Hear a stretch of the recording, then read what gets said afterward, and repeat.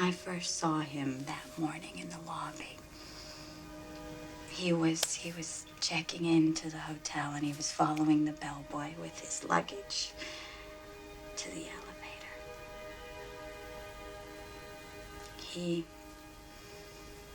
glanced at me as he walked past, just a glance. Nothing more.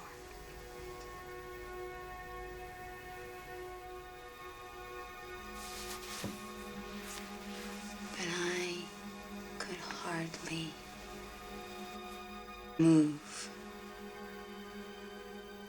Eyes Wide Shut is a film which has an incredibly precise lesson about fantasy.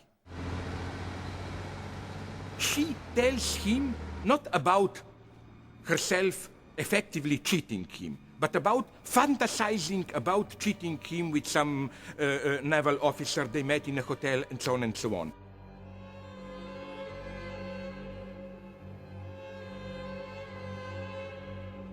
The entire film is his desperate attempt to catch up with her fantasy, which ends in a failure.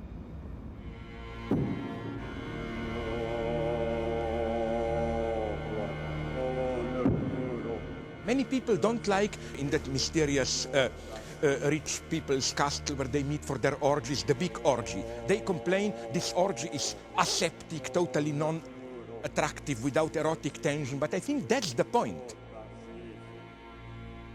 This utter impotence of male fantasizing.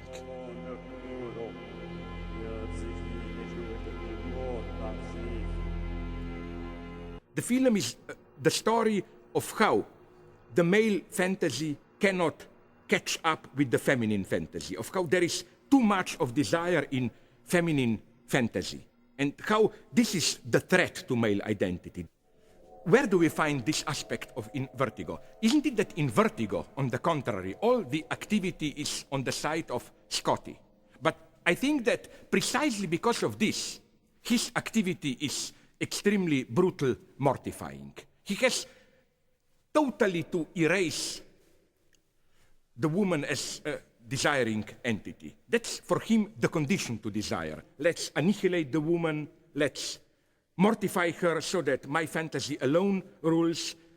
The other solution is, of course, the masochist solution, which is, let me maintain the appearance of the woman, Domina, as the boss. I accept my inferior role, but secretly I'm the master because I write the very scenario of my inferiority. That's the key right there. This clip that I just recorded, a 2.5-hour movie, The Pervert's Guide to Cinema. Michelle and I watched it yesterday, and the penny dropped finally in terms of just what it was that I was doing, attempting to kill my wife's desire, to mortify her, to render her lifeless, therefore non-threatening to my own sense of inadequate masculinity as compared to the power of the female. The power of the female desire and fantasy is representing the